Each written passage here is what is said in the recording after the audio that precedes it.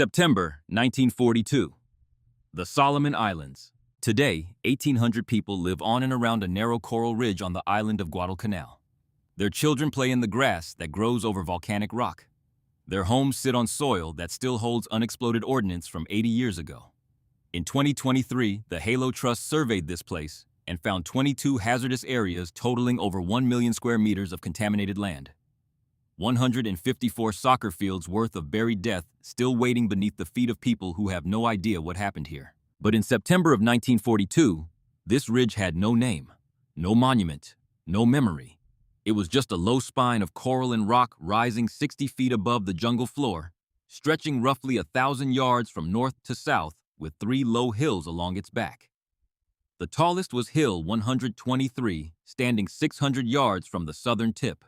800 yards north of Hill 123 sat Henderson Field, the airstrip that controlled the fate of the entire South Pacific. And on the evening of September 13th, 840 United States Marines were dug in along that ridge waiting in the humid darkness for 3,000 Japanese soldiers to come kill them. Every military manual in existence said the same thing.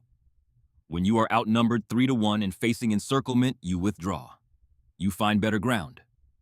You call for reinforcements. Lieutenant Colonel Merritt Edson read the intelligence reports, looked at his exhausted Marines, counted his ammunition, and made a decision that defied every textbook ever written. He told his men to tighten the perimeter. Let the enemy come closer. Let them surround the ridge completely. What happened over the next 10 hours would shatter every assumption about defensive warfare in the Pacific. It would produce 2 Medals of Honor and 19 Navy Crosses. It would give this nameless ridge a name that Marine recruits still learn on the final day of boot camp 80 years later. But that victory almost never happened. There was a moment in the darkness when the defensive line collapsed, when Marines began running for the rear, when panic spread like fire through dry brush, and only one man standing upright in the middle of gunfire with a pistol drawn stopped the entire position from disintegrating. That man would not live long enough to receive his medal. The weight of the Pacific hung over Guadalcanal like the humidity that pressed against every living thing on the island. By the middle of 1942, Japan controlled an empire stretching from the borders of India to the islands of the Central Pacific. The Philippines had fallen. The Dutch East Indies had fallen. Burma had fallen. On New Guinea, Japanese forces were pushing down the Kokoda Track, only 30 miles from Port Moresby, the gateway to Australia. If Port Moresby fell, the supply lines between the United States and Australia would be severed. And if those supply lines were cut, the entire Allied strategy in the Pacific would collapse like a house built on sand.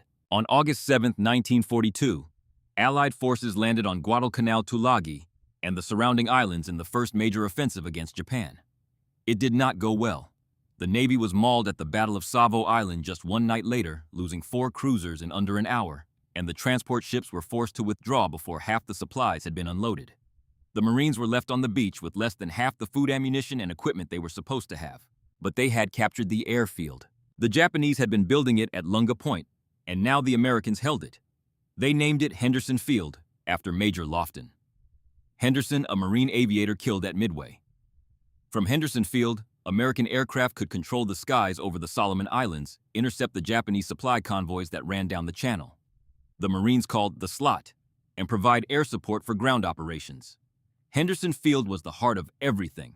Whoever held the airfield held Guadalcanal, and whoever held Guadalcanal controlled the South Pacific. The island itself was trying to kill everyone on it without regard for nationality. The jungle humidity turned every piece of metal scorching hot during the day and slick with condensation at night. Canvas rotted in weeks. Food spoiled in days. Malaria, dysentery, and tropical infections attacked American and Japanese alike, reducing strong men to shivering skeletons who could barely hold a rifle. Marines lost weight they could not afford to lose. Their uniforms hung in tatters. Their boots fell apart. This was not a modern battlefield. This was a green hell where the most dangerous enemy was not the man shooting at you, but the jungle itself. Yet the jungle also taught lessons that no training manual contained. Marines learned to listen for the moment when the insects and nightbirds fell silent, because that silence meant something large was moving through the undergrowth. They learned to locate targets in total darkness by the sound of footsteps and the flash of muzzle fire. They learned that the jungle could be an ally if you understood its rhythms. And in the days ahead, those lessons would determine who lived and who died on the ridge that had no name. Merritt Austin Edson was born on April 25, 1897, in Rutland, Vermont. He grew up in Chester, a small New England town where discipline and quiet competence mattered more than words. He graduated from Chester High School in 1915, attended the University of Vermont for 2 years, and then left college to join the fight. In 1916, at age 19, he enlisted in the Vermont National Guard and was sent to Eagle Pass, Texas to guard the Mexican border. The following year, he joined the Marine Corps and received his commission as a second lieutenant in October 1917. Edson served in France during the First World War. After the armistice, he attended flight school and became a naval aviator. But it was in the jungles of Nicaragua, during the campaign against Augusto Sandino's guerrillas in the late 1920s, that Edson became the man history would remember. He led Marine patrols through dense tropical terrain, fought bandits in close combat on the banks of the Coco River, and earned his first Navy Cross for personally leading an assault against entrenched enemy positions. It was in Nicaragua that he grew the red beard that gave him his nickname. From that point forward, every Marine who served under him knew him as Red Mike. His leadership style was unlike anything the recruits expected. Edson spoke so softly that new Marines sometimes mistook his quietness for timidity. That impression lasted exactly until they saw his eyes. They were pale gray and sharp as a blade, and when those eyes settled on you, you felt them in your spine. One former Raider would later say that he was more afraid of Red Mike than he was of the Japanese. But behind that cold exterior was a commander who led from the front in the most literal sense possible. He would stand upright behind the firing line while every other man hugged the ground. He would walk through mortar fire to check on his positions, as if the explosions were raindrops. He believed that if his men could see him standing, they would keep fighting. And he was right. In June of 1941, Edson took command of the 1st Marine Raider Battalion, the most elite unit in the Marine Corps. In August of 1942, he earned his second Navy Cross for commanding the assault on Tulagi Island, personally directing 3 days of savage close quarters fighting that captured the island from its Japanese defenders. Now, at 45 years old with 2 wars and dozens of engagements behind him, Edson was about to face the greatest test of his life. He would receive the Medal of Honor for what happened on the night of September 13th. But medals never tell the whole story. They do not speak of the price that war extracts from the soul, a price that Edson would continue paying long after the guns fell silent. The men who would fight beside Edson on the Ridge were a cross-section of America in 1942. Major Kenneth D. Bailey was 31 years old, born in Pawnee, Oklahoma, a place where physical toughness and courage were not luxuries, but conditions of survival. He had attended Colorado State University on a chemistry scholarship while also serving as captain of the football team and competing as a wrestler. He stood 6 feet 3 inches tall with broad shoulders and the kind of square-jawed good looks that belonged on a movie poster. Bailey had joined the Marine Corps in 1935. After 3 years in the Illinois National Guard, worked his way up through assignments on the battleship USS Pennsylvania, and earned his captain's bars in March of 1941, before being promoted to major in May of 1942. At Tulagi, in August, Bailey had led a charge into a Japanese machine gun position, despite being wounded, calmly directing his company until the objective was taken. That action earned him the Navy Cross. Everyone in the battalion knew that when things got bad, Bailey was the man you wanted beside you. He had the rare combination of physical courage and tactical intelligence that made other Marines feel invincible simply by being in his presence. Bailey was the kind of man every young Marine wanted to become. Brave, calm, unstoppable. But being the ideal soldier does not make a man immortal. 12 days after the night on the Ridge, a Japanese machine gun bullet would prove that with terrible finality. Private First Class Tommy Driscoll was 19 years old and Irish-American from South Boston, Massachusetts. His father worked the docks at the Port of Boston, and Tommy had grown up listening to stories about his grandfather fighting at Belleau Wood in the First World War. When the Japanese attacked Pearl Harbor, Tommy was 18. He enlisted the next morning, not because he was brave, but because every young man on his street was enlisting, and Tommy Driscoll would rather die than be called a coward. He had been on Guadalcanal for 3 weeks. His uniform already hung loose on his frame because he had lost 15 pounds to the heat and the jungle and the food that was never enough. His eyes carried the particular alertness that comes from knowing death can arrive without warning from any direction. He carried a Springfield M1903 rifle with a fixed bayonet. His fingers trembled slightly each time he loaded stripper clips in the dark. He had never killed anyone. Tonight would change that. and it would change him in ways he could not yet imagine. Sergeant Frank Kowalski was 28 Polish-American from Pittsburgh, Pennsylvania. His father had worked the blast furnaces at the Carnegie Steel Mill, and Kowalski had grown up with the sound of hammers and the heat of molten metal. He would later say that nothing on Guadalcanal was as hot as a Pittsburgh steel mill in August. He had joined the Marines in 1937 and become a machine gunner, the kind of quiet, steady man who knew his weapon the way a musician knows his instrument. His weapon was the Browning M1917 heavy machine gun, a water-cooled relic from the previous war that weighed 41 pounds without its tripod. It could fire 450 to 600 rounds per minute and maintain that rate almost indefinitely because the water jacket around the barrel prevented overheating. At ranges up to 1,000 yards, every round that found its target was lethal. Kowalski had positioned his gun to command the primary approach route to the ridge, and over the previous days, he had measured the distance to every tree, every rock, every fold in the ground on the slope below. When the Japanese came, he would not need to guess the range. He already knew. Captain Harry Torgerson commanded the parachute company's men, who had already bled on Tulagi and Gavutu in August. The 1st Parachute Battalion had suffered heavy casualties in those earlier fights and was now placed under Edson's command. Torgerson's Marines held the southern approaches of the ridge, the sector that would absorb the full force of the Japanese main assault.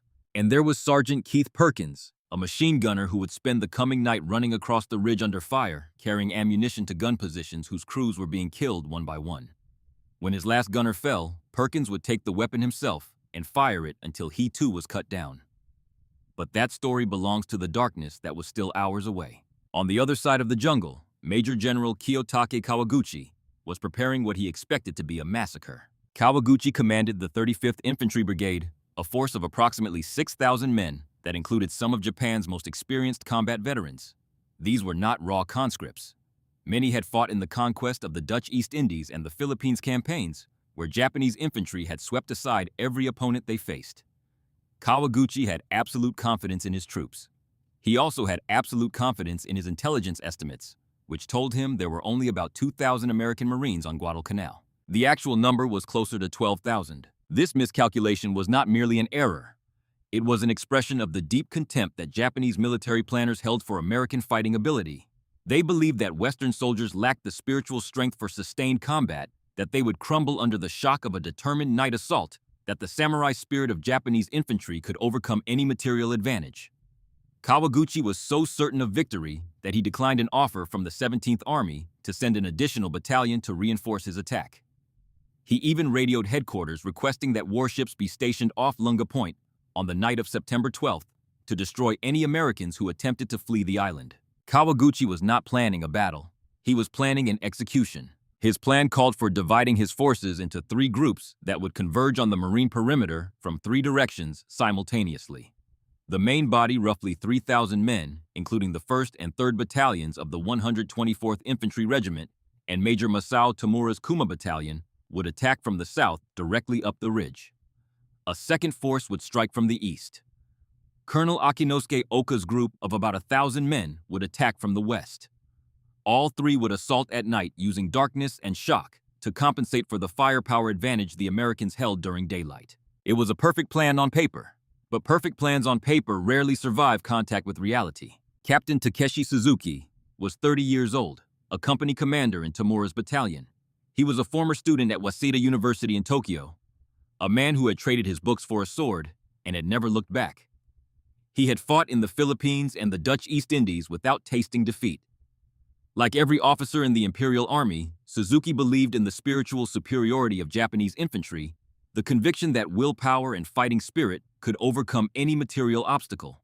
Intelligence had told him that American soldiers were soft, accustomed to comfort, likely to collapse when attacked with determination in the darkness. But Suzuki was also a man with eyes.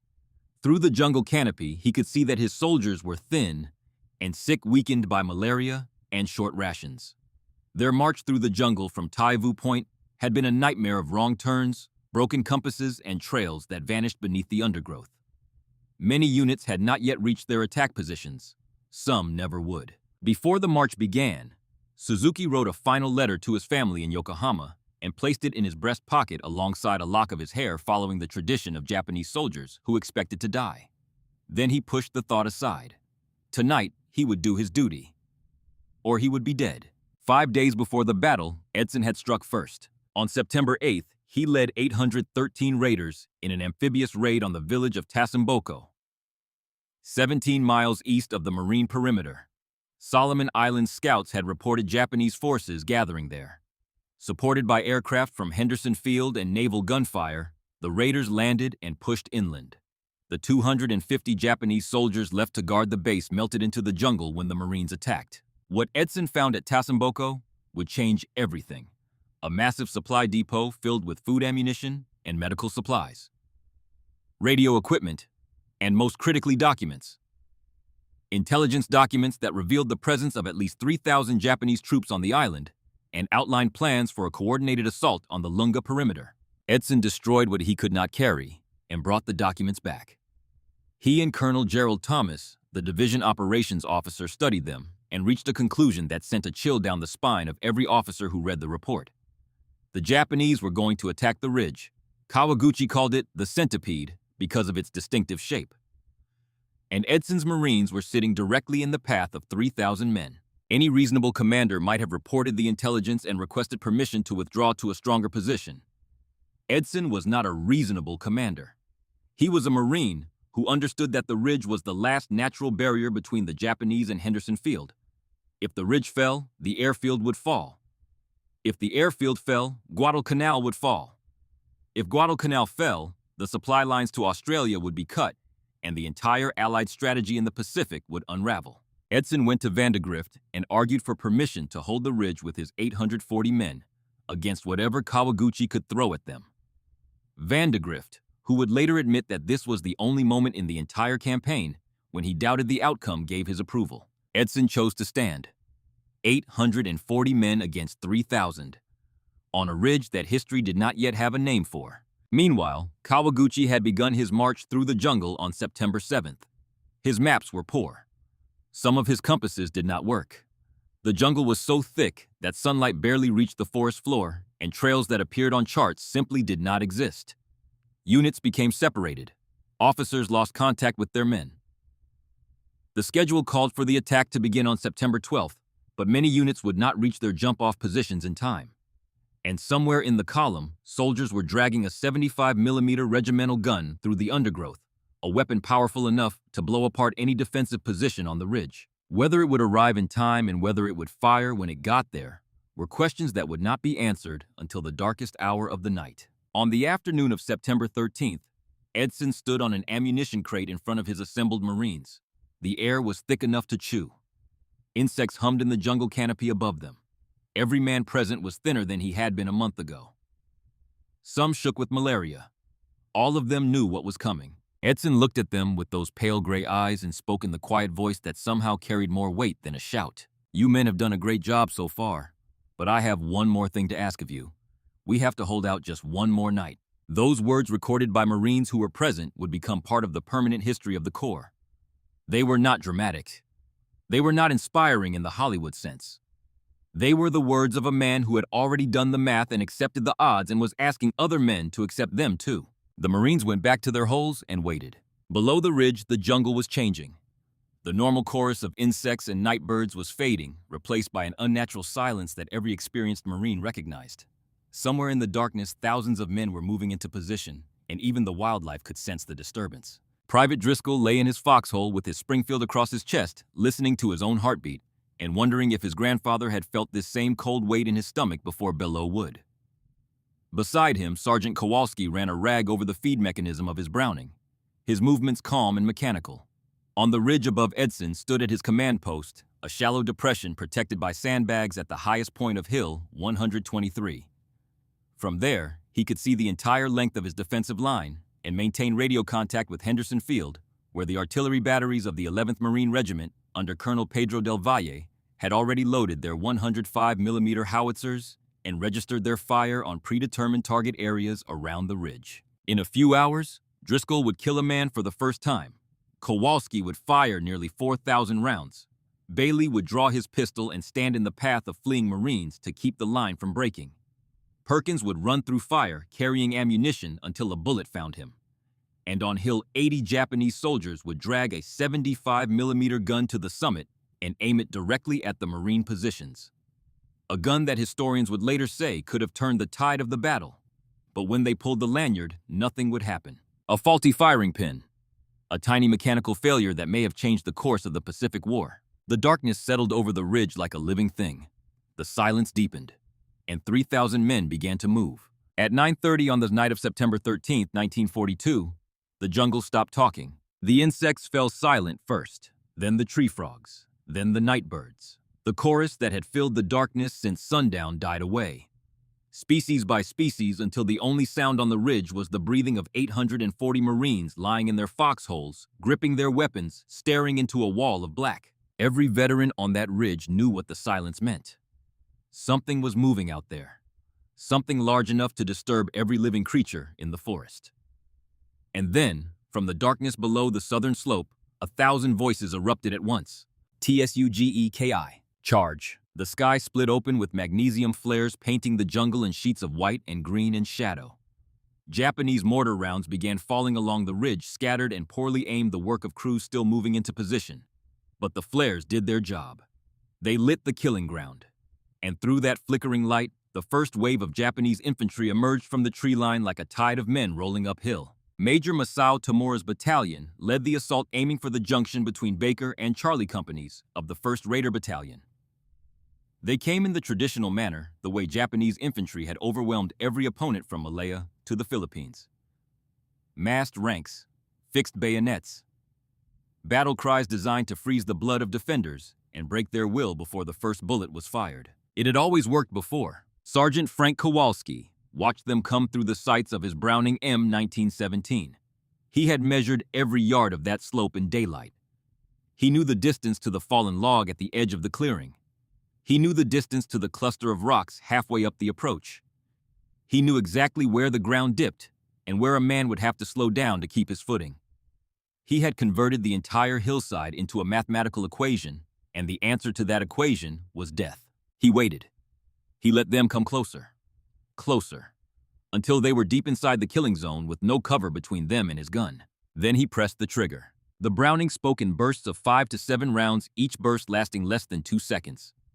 The heavy .30 caliber slugs left the barrel at nearly 3,000 feet per second and crossed the distance to the advancing infantry before the sound of the shot reached their ears.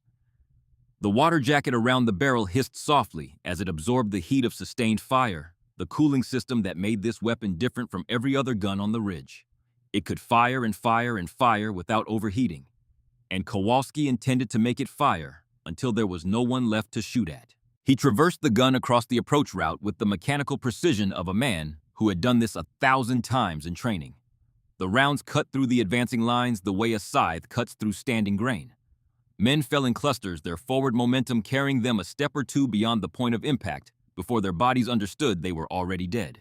50 yards down the slope, Private Tommy Driscoll heard the scream of "Tsugeki" and felt his heart slam against his ribs hard enough to hurt. Then the order came to fire. He looked down the barrel of his Springfield and saw a shape moving in the flickering light. A man, running uphill, carrying a rifle with a bayonet that caught the glare of the flares. Driscoll squeezed the trigger. The recoil punched his shoulder. His hands worked the bolt action without conscious thought, ejecting the spent brass and chambering a fresh round with the speed that months of drill had built into his muscle memory. The shape on the slope had stopped moving. Driscoll did not have time to think about what that meant. Another shape was already behind it, and another behind that. Aim, fire, work the bolt. Aim, fire, work the bolt. Around him, the distinctive crack of American rifles blended with the deep hammering of the machine guns to create a wall of sound that never paused, never stuttered, never stopped. The Marines were not firing in panic. They were firing with purpose. Every bullet had a destination, and most of them arrived. On the other side of that wall of fire, Captain Takeshi Suzuki was watching his world collapse. He had led his company out of the tree line expecting the Americans to break. That was what intelligence had promised. That was what experience in the Philippines and the Dutch East Indies had taught him. Defenders crumbled under the shock of a night assault. They fired wildly into the darkness. They abandoned their positions. They ran. These Americans were not running. The fire coming down from the ridge was too accurate, too sustained, too coordinated to be the product of frightened men shooting at shadows. These Marines were identifying targets by muzzle flash and sound, and killing them with the calm efficiency of men at a rifle range. Suzuki watched his squad leaders fall one after another. The Americans were picking out the non-commissioned officers, the men who carried swords and shouted orders, the spine that held each squad together. Without them, units began to fragment. Soldiers lost contact with the men on either side. Charges that had begun as organized waves dissolved into scattered groups of individuals, stumbling uphill into a storm of lead. Then the artillery began. At Henderson Field, 800 yards behind the ridge, the 105mm howitzers of the 11th Marine Regiment opened fire. Colonel Pedro del Valle's gun crews had registered their weapons on predetermined target areas around the ridge days earlier. Now guided by forward observers who maintained radio contact throughout the bombardment, those guns began dropping high-explosive shells into the assembly areas where Japanese troops were massing for their next assault. Each shell created a lethal radius of fragmentation, covering roughly 40 yards in every direction. The guns fired at a rate of 4 rounds per minute. Among the tightly packed Japanese infantry in the jungle below the ridge, the effect was catastrophic. One captured Japanese soldier would later tell his interrogators that his unit had been annihilated by the American artillery. The first assault wave broke against the ridge like water against stone. Tamura's men fell back into the jungle, leaving their dead scattered across the killing ground. But Kawaguchi had 3,000 men, and he had used only a fraction of them. The next wave was already forming in the darkness, and it would come closer to breaking the line than anyone on the American side expected. The second and third waves came harder and faster, each one probing for the gaps that the previous assault had opened. Japanese infantry pushed up the slopes from multiple directions, now searching for weaknesses in the Marine perimeter. And they found one. A company from Colonel Watanabe's 3rd Battalion and 124th Infantry infiltrated through a gap between the eastern side of the ridge and Parachute Company Charlie. The Japanese moved through the dense vegetation like water finding a crack in a dam, silent and invisible until they were behind the Marine lines. Raider Company Baker, holding the southern end of the ridge, was suddenly isolated with enemy soldiers on 3 sides and no contact with the units on their flanks. The parachute companies holding the southern approaches began to give ground. Companies Baker and Charlie of the 1st Parachute Battalion, recognizing that their positions were no longer tenable, climbed onto the ridge and began pulling back toward Hill 123. In daylight with clear communications and visible landmarks, this would have been an orderly tactical withdrawal. In the pitch darkness of a tropical night with mortar rounds falling and Japanese soldiers screaming battle cries from every direction, it became something else entirely. The retreat turned into chaos. And then it got worse. The magnesium flares that the Japanese were firing produced thick clouds of acrid smoke that drifted across the Marine positions. The smoke, combined with the Japanese shouts of "Tsugeki," created a terrifying impression. Someone in the darkness screamed the words that no one on that ridge wanted to hear. "Gas, they're using gas." It was not true. There was no poison gas. The smoke was nothing more than burning magnesium from the flares. But many Marines had long since discarded their gas masks because the rubber was rotting in the tropical humidity and the weight was unbearable on top of everything else they carried. The word gas hit them like a physical blow. Panic spread through the retreating Marines with the speed of a brush fire. Men began running toward Henderson Field shouting, "Withdraw," to anyone within earshot. Other Marines heard the word and followed. The trickle became a stream. The stream threatened to become a flood.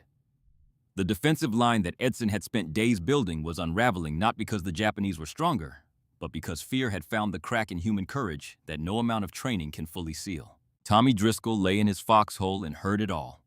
The screaming, the word "gas" echoing from voice to voice, the sound of boots pounding past his position in the darkness. Running. Every instinct in his body was screaming a single word. Run. Get up and run with them. The Japanese are behind the lines. There is gas in the air. The position is lost. Run. But his legs would not move. Something deeper than instinct held him in that hole. He did not know if the withdrawal was a real order or a panic. He only knew that if he left his position, his Springfield would no longer be covering the approach below. And down the slope in the flickering light of the flare shapes were still moving uphill. Driscoll pressed his cheek against the stock of his rifle and kept firing. At the moment when it appeared that the Marines on Hill 123 were about to break completely and stampede for the rear, 2 men appeared out of the darkness and stopped the rout with nothing but their voices and their willingness to die. Major Kenneth Bailey materialized in the path of the fleeing Marines like a wall of flesh and fury. 6 feet 3 inches tall, broad-shouldered, his face caked with mud and gunpowder. Bailey drew his .45 caliber pistol and planted himself directly in front of the men who were running. He did not speak gently. He did not reason. He did not ask. He recalled the immortal words of Gunnery Sergeant Dan Daly at Belleau Wood in the last war, when Daly had led Marines into German machine gun fire with a single sentence that became part of the Corps forever. Bailey looked into the eyes of the men running past him and roared, "Come on, you sons of bitches. Do you want to live forever?" Behind Bailey, Colonel Edson stood upright, not crouching, not taking cover, standing straight in the open while bullets cracked through the air around him. His shirt had 2 fresh bullet holes through the fabrics. He had not been hit, but the rounds had passed close enough to leave powder burns on the cloth. Edson looked at the Marines streaming past him, and his quiet voice somehow cut through the thunder of the battle. "Raiders, parachuters, engineers, artillerymen, I don't give a damn who you are. You're all Marines. Come up on this hill and fight." Those words are recorded in the official history of the battle. They were spoken by a man standing 20 yards behind the firing line on Hill 123, while Japanese soldiers were close enough to throw grenades at his position.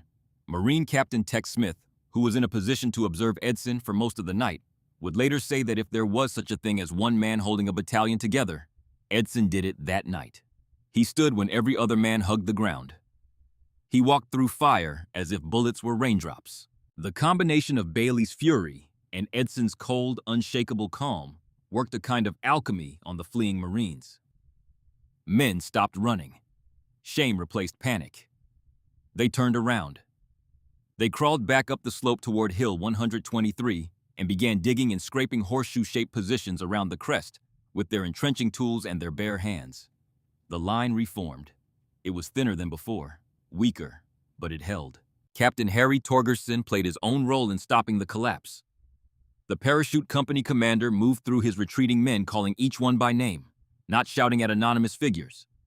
Calling names, making it personal, challenging each individual Marine to go forward. Under falling grenades, his para-Marines fixed bayonets and charged back up a bare slope, setting up their machine guns in new positions. Once those guns were firing again, Japanese soldiers advancing through the gap began falling by the dozen. But machine guns need ammunition, and ammunition was running out. Sergeant Keith Perkins had 2 machine guns under his responsibility, and both of them were eating through their belts faster than they could be resupplied.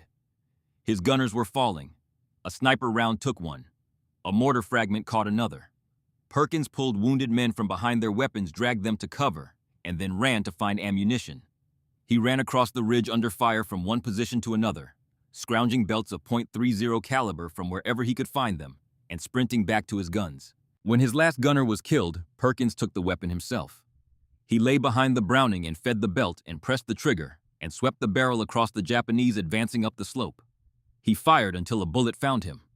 Keith Perkins died on the ridge behind his machine gun, and no one will ever know exactly how many Japanese soldiers fell to his last gun before it went silent. While Perkins fought and died on the ridge, something was happening on Hill 80 that could have changed the entire outcome of the battle. Tamura's men had accomplished something extraordinary. Through the chaos of the night assault through American artillery fire and machine gun sweeps, they had managed to drag a 75mm regimental gun to the top of Hill 80. This was a direct fire weapon capable of putting high explosive shells into specific targets at ranges measured in hundreds of yards. From the summit of Hill 80, the gun crew could see the Marine positions on Hill 123 600 yards to the north. They could see Edson's command post. They could see the machine gun emplacements. They could see the foxholes where men like Driscoll and Kowalski were fighting for their lives. Historians would later write that this gun could have turned the tide in favor of the Japanese. A 75mm shell exploding in the middle of the Marine positions on Hill 123 would have killed or wounded dozens. A sustained barrage would have made the hilltop untenable. The Marines would have been forced to withdraw, and the road to Henderson Field would have been open. The Japanese crew loaded the gun. They aimed. They pulled the lanyard. Nothing happened. The firing pin was defective. The gun would not fire. The weapon that could have blown apart the Marine defense, the weapon that Japanese soldiers had dragged through miles of jungle and up the side of a hill under enemy fire. The weapon that represented Kawaguchi's best chance of breaking through sat on the summit of Hill 80, as silent and useless as a boulder, a tiny piece of metal. A mechanical failure so small it could be measured in millimeters. And that failure may have saved Henderson Field, saved Guadalcanal, and altered the trajectory of the Pacific War. Wars are decided by small things. A defective firing pin, a sentence shouted at the right moment, a man who stands upright when every instinct says to fall. On the night of September 13th, every small thing tilted toward the Americans. But Kawaguchi still had men. He still had officers. And he was about to change the rules of the game entirely. Down the slope, Captain Suzuki lay behind a fallen log with what remained of his company. Of the 180 men he had led out of the tree line, fewer than 60 were still capable of fighting. The rest were dead or wounded or scattered in the darkness beyond recall. Suzuki's left sleeve was wet with blood from a fragment wound he had not felt when it happened. His hands trembled not from fear, but from the adrenaline that had been coursing through his body for over an hour. Everything he had been told about American soldiers was wrong. These men did not panic. They did not fire blindly. They killed with the precision of factory workers assembling products on a line, each round placed with purpose, each burst of machine gun fire sweeping a predetermined arc.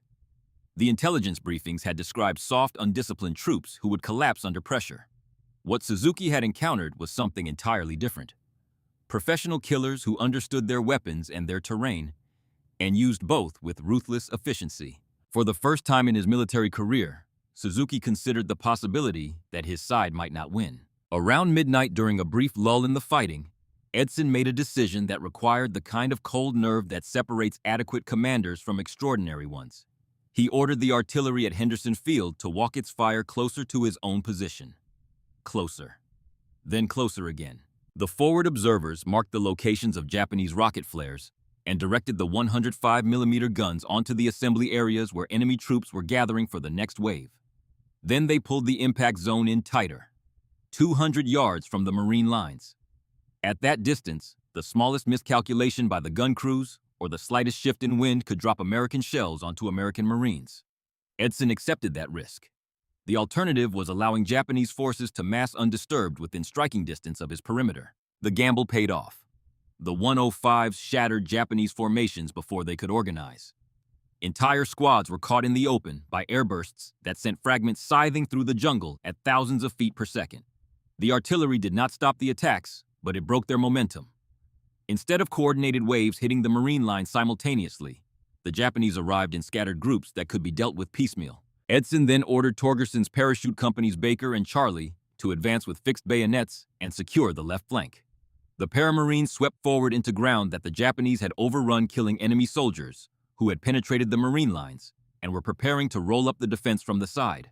At the same time, Bailey and members of Edson's command staff carried ammunition and grenades under fire to the Marines on Hill 123, who were running critically low. Kawaguchi, learning from the failures of his frontal assaults, shifted to infiltration tactics.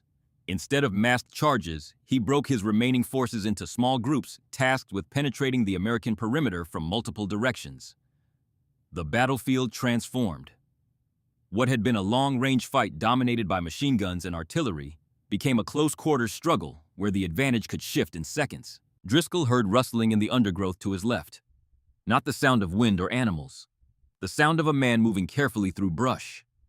A dark shape rose from concealment 10 yards away, arm drawn back to throw a grenade. Driscoll fired before the thought fully formed in his mind. The Springfield cracked and the shape collapsed. The grenade rolled down the slope and detonated harmlessly among the trees below. Driscoll's hands were shaking. He had just killed a man at a distance close enough to see his face, but there was no time to process what that meant. Another shape was moving on his right. Kowalski's position came under direct assault when a Japanese squad worked close enough to throw grenades at his machine gun emplacement. The fight dissolved into a melee of pistols and rifle butts and bayonets as enemy soldiers tried to storm the sandbag position. One Japanese soldier actually reached the gun before Kowalski killed him with a burst from a Thompson submachine gun. The dead man fell across the tripod of the Browning. Kowalski shoved the body aside, cleared the feed mechanism, and resumed firing. At 2 a.m, red flares shot skyward from the Japanese positions. Another attack. Screams of banzai cut through the darkness as enemy troops hit the left flank. Torgerson's Paramarines met them with rising submachine guns and grenades in fighting so close that men could hear each other breathing between bursts of gunfire. By now, Edson's Marines were running on nothing but will. They had been fighting for over 4 hours of continuous combat. Their ammunition was critically low. Their ranks were thinner. Edson radioed Colonel Thomas at division headquarters and requested reinforcements. Elements of the 2nd Battalion, 5th Marine Regiment began filtering into the lines, replacing raiders and paramarines who had spent everything they had. By 4 in the morning, with fresh troops strengthening the perimeter, the Marines on Hill 123 repulsed 2 more Japanese assaults. And then, as the sky began to lighten in the east, a new sound reached the ridge. Not the sound of Japanese battle cries or exploding mortars, the sound of engines. At first light, roughly 100 Japanese soldiers remained in the open on the south slope of Hill. 80, perhaps gathering for one final charge. Bailey, who had fought through the entire night, who had screamed men back into the fight, who had carried ammunition through fire, ran down to Henderson Field and personally requested air support. 3 P-400 Airacobra fighters of the 67th Fighter Squadron. United States Army Air Forces took off from Henderson Field and swept over Hill 80 at treetop level. Their machine guns and cannon raked the exposed Japanese soldiers on the hillside. Most were killed. The few survivors melted back into the jungle. The battle for the ridge was over. When the first rays of sunlight cut through the jungle canopy on the morning of September 14th, Private Tommy Driscoll climbed out of his fighting hole for the first time in 6 hours. His legs trembled beneath him. Dried blood crusted the creases of his hands, though he could not remember whose blood it was. His ears rang with a high-pitched whine that seemed to come from inside his skull, the residue of hundreds of rifle shots and grenade detonations compressed into a single night. And stretched out before him down the grassy slopes where darkness had concealed the killing lay something that no training exercise at Paris Island could have prepared him to see. Bodies. Everywhere. Japanese soldiers lay in clusters and alone across the approaches to the ridge, their positions mapping the story of each assault wave with terrible precision. Where the first charge had broken against the raider lines, they lay in rows cut down by interlocking fields of machine gun fire before they could close the distance. Where Kawaguchi's later infiltration teams had crept through the gaps, they lay singly or in pairs, killed at distances so close that the expressions on their faces were visible in the morning light. Near Kowalski's machine gun position, where the fighting had been hand-to-hand, Japanese and American dead lay tangled together in attitudes that spoke of a final intimacy that only combat could produce. The smell reached Driscoll before the full visual impact registered. Cordite and blood, and the sickly sweetness of death in tropical heat, a combination that would follow him in memory for decades after the war ended. He leaned against the edge of his fighting hole and breathed through his mouth, watching a bright green parrot settle onto a shattered tree trunk 20 yards away, as though nothing unusual had happened here during the night. The boy from South Boston was gone. Whatever innocence Tommy Driscoll had carried onto this island had burned away in the darkness between those first Japanese mortar rounds and this sunrise. The man who stood blinking in the equatorial light was someone different. Someone who had killed other human beings at distances ranging from 400 yards to 10 feet. Someone who knew exactly what a .30 caliber rifle bullet did to the human body at every one of those distances. Someone whose hands had learned to reload a Springfield in total darkness by feel alone, whose fingers could find the en bloc clip and seat it properly without conscious thought, whose shoulder ached from the accumulated recoil of more than 100 shots fired in rapid succession throughout the night. He was 19 years old. Around him, other Marines emerged from their fighting positions with the slow, disbelieving movements of men who had not expected to see another morning. Some sat on the lips of their foxholes and stared at the carnage below without speaking.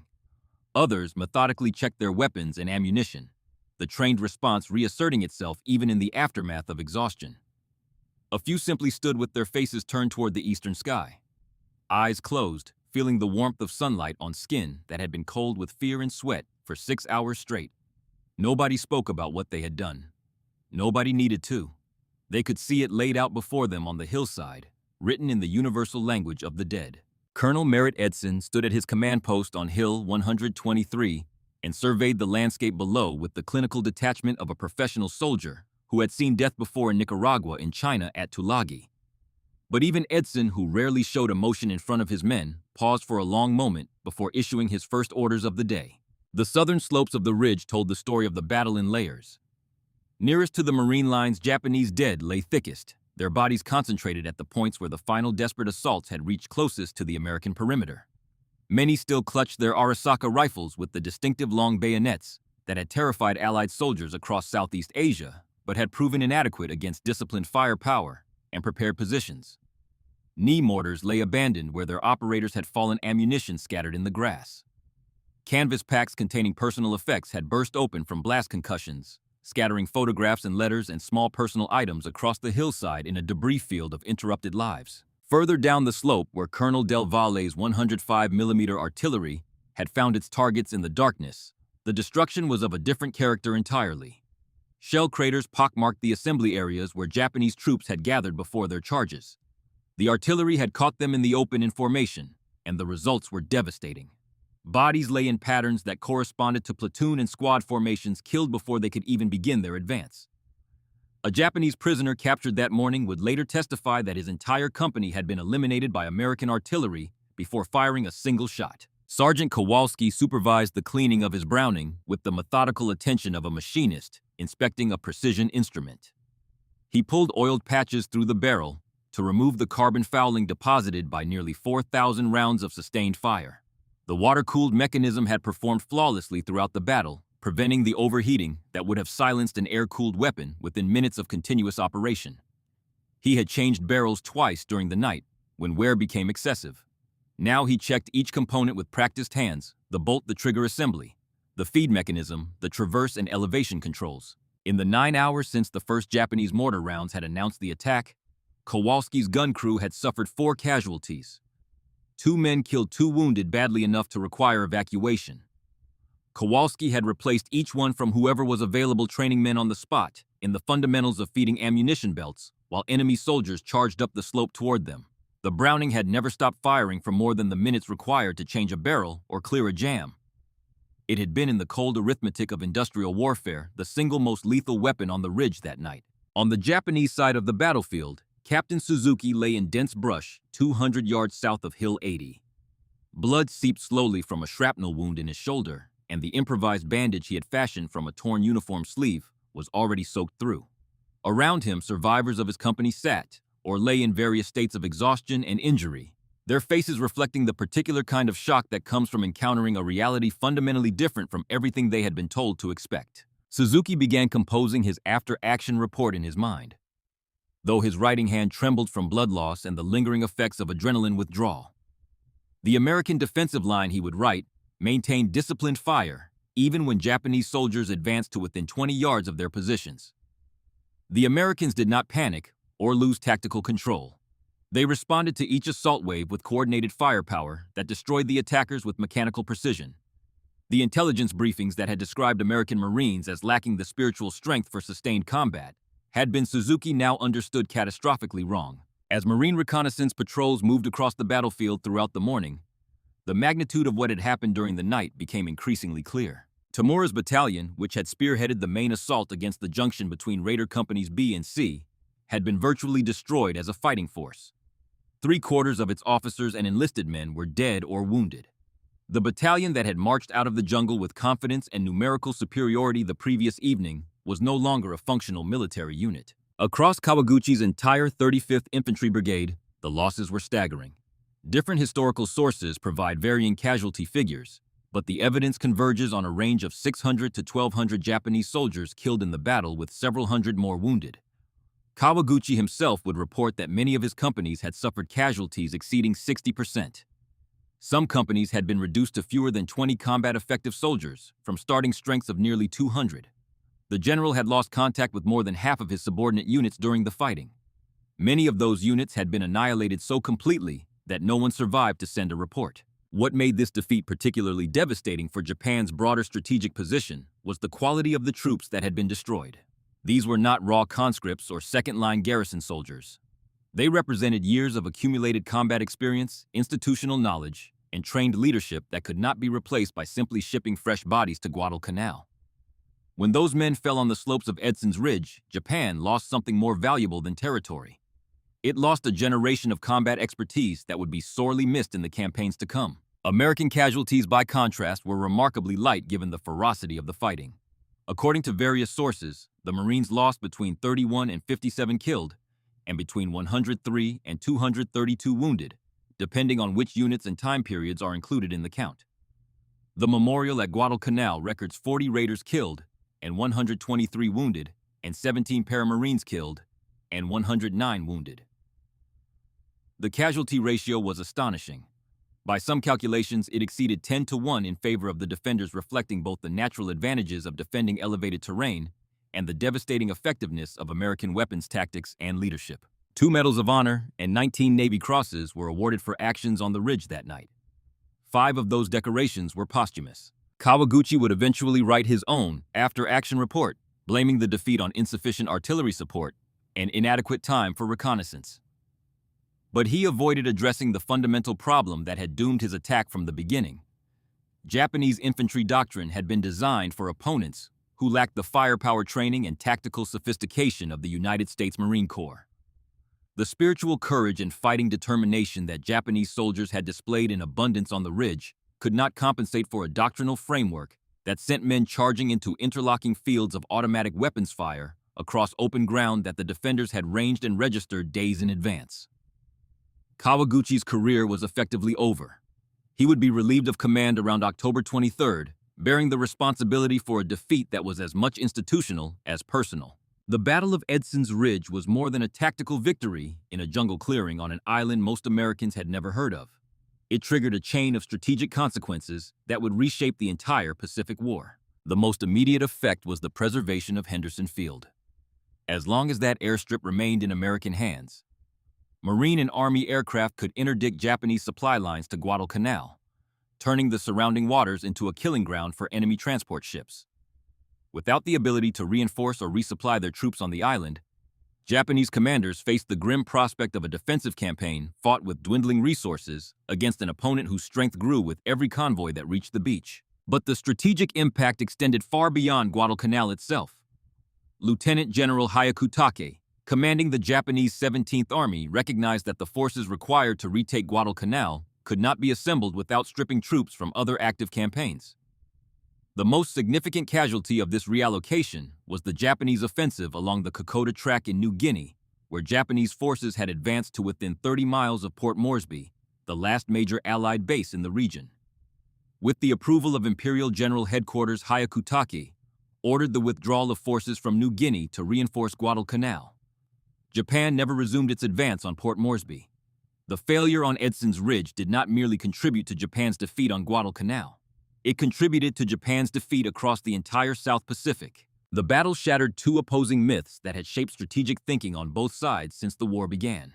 On the Japanese side, the belief that spiritual strength and the shock of massed bayonet charges could overcome any material obstacle was proven fatally wrong when tested against professional American firepower. Japanese prisoners captured on Guadalcanal testified that they had been told American soldiers lacked the spiritual resolve for prolonged close combat. That assessment had been, as the bodies on the ridge demonstrated beyond any possible argument, spectacularly incorrect.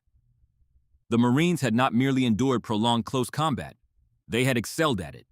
They had held their positions through 9 hours of continuous fighting against an enemy that outnumbered them 3-1, and they had inflicted casualties at a ratio that would have been considered extraordinary in any theater of the war. On the American side, the lingering fear that Japanese soldiers were somehow invincible after their string of victories across Southeast Asia was permanently dispelled. Since the fall of Singapore and the surrender of Bataan and Corregidor, a shadow of doubt had hung over Allied planning in the Pacific. Could Western forces match the ferocity and determination that Japanese troops had demonstrated in their conquest of an empire stretching from Burma to the Gilbert Islands? The Marines on Edson's Ridge answered that question with finality. Professional training, superior firepower, and exceptional leadership could defeat any enemy regardless of reputation or numerical advantage. The psychological impact of that answer rippled outward from Guadalcanal to every headquarters and planning staff in the Pacific Theater. At the Marine Corps Recruit Depot in San Diego today, every recruit who completes basic training finishes with the crucible, a 54-hour final test of endurance and determination. At the culmination of that ordeal, they climb a hill called the Reaper. At the summit, they read the citation from Merritt Edson's Medal of Honor. They study it. They internalize what it represents. Then they receive the Eagle Globe and Anchor, becoming United States Marines. The ridge became part of the DNA of an entire military branch, a founding story passed from generation to generation of men and women who wear the uniform. Kenneth D. Bailey received the Medal of Honor for his actions on the night of September 13th. For standing upright under fire with the .45 pistol blocking the retreat of panicked Marines and screaming the words that would echo through Corps history. Do you want to live forever? For carrying ammunition through enemy fire to the men on Hill 123 who were running dry. For personally leading counterattacks that restored the defensive line at its most critical moment.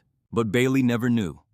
12 days after the battle that made him a legend on September 26, 1942, Major Kenneth Bailey was killed in action at the Matanakaw River while leading an assault against a Japanese machine gun position. The bullet found him doing what he had always done, what he could not stop himself from doing, what was both his greatest virtue and the thing that would take his life, leading from the front. The Medal of Honor was awarded posthumously. Bailey remains on Guadalcanal, forever buried in the soil of the island he helped save. The man who had saved the defensive line with the shout, "Do you want to live forever?" had answered his own question with his life. 12 days. That was all the distance between glory and death, between the moment that made him immortal and the moment that killed him. The man who embodied everything the Marine Corps aspired to be was mortal after all. Kawaguchi was relieved of command in late October 1942. The Japanese continued to send troops to Guadalcanal for additional offensives. The Battle of Henderson Field, at the end of October, personally commanded by Lieutenant General Hyakutake, was the largest and most determined Japanese attempt to recapture the airfield. It failed even more catastrophically than Kawaguchi's attack. After 6 months of brutal fighting that consumed men and ships and aircraft at rates that neither side could sustain indefinitely, Japan evacuated its surviving forces from Guadalcanal in February 1943.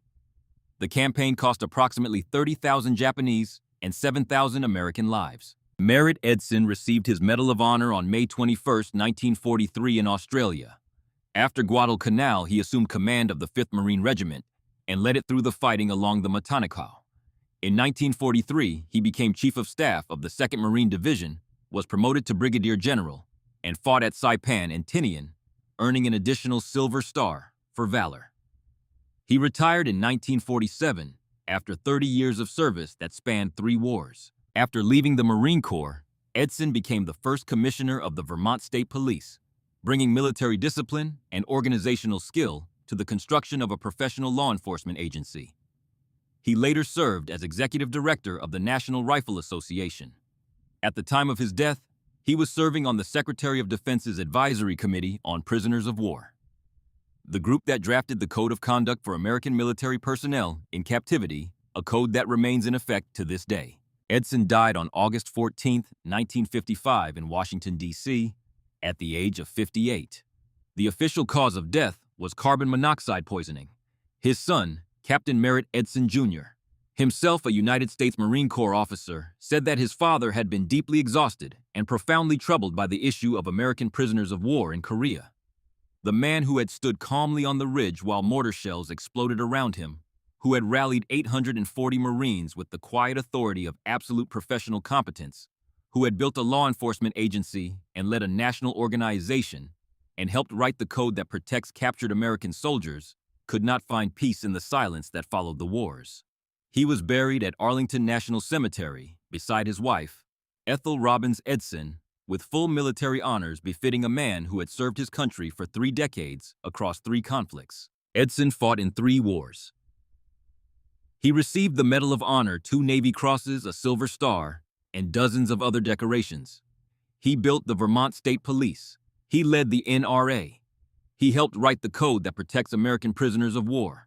But the wars left wounds that medals cannot heal. Many men of the greatest generation carried invisible scars for the rest of their lives. The quiet cost that society would only begin to understand decades after the guns fell silent. Edson's story reminds us that courage on the battlefield and suffering after it are not contradictions. They are too often inseparable parts of the same human experience. The nameless ridge that had appeared on military maps only as a contour line south of Henderson Field before September 12, 1942, now carries the name of the man who chose to stand there when every rational calculation argued for withdrawal.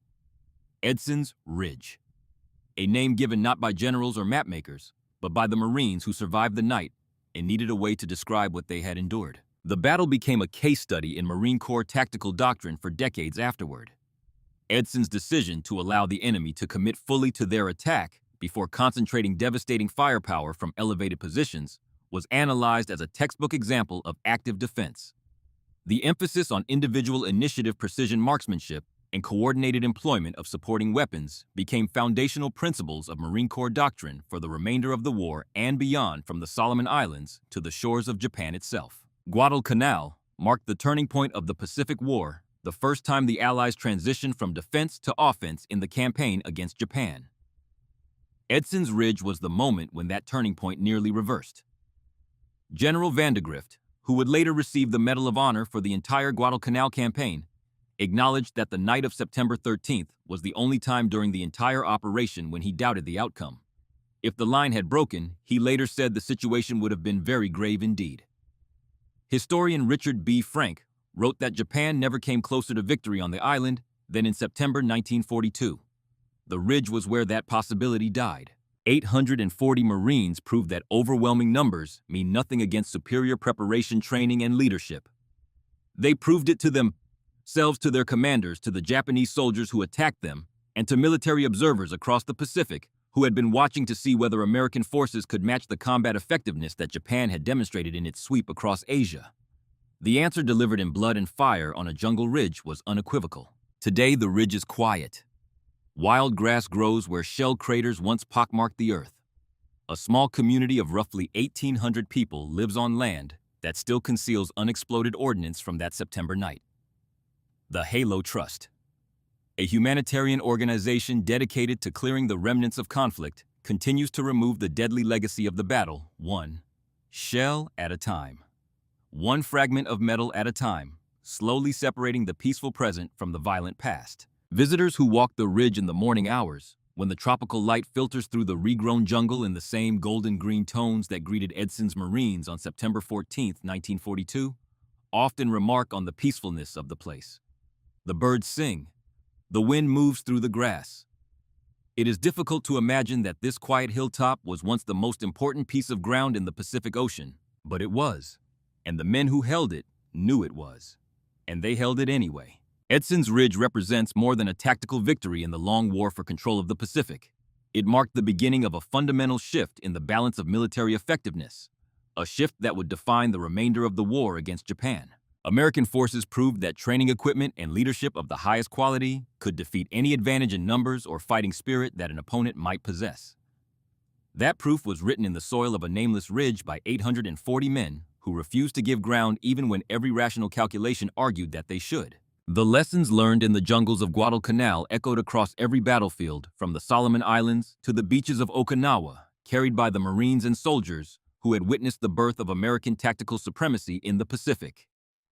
What Edson and his raiders and paramarines demonstrated on that September night became the foundation upon which every subsequent American victory in the island-hopping campaign was built. 840 men stood on this ridge. Some never left, but what they did on the night of September 13, 1942, changed the course of the Pacific War, and with it, the course of the 20th century. If you or your family had someone who served in the Marine Corps or in the Pacific during World War II, share their story in the comments.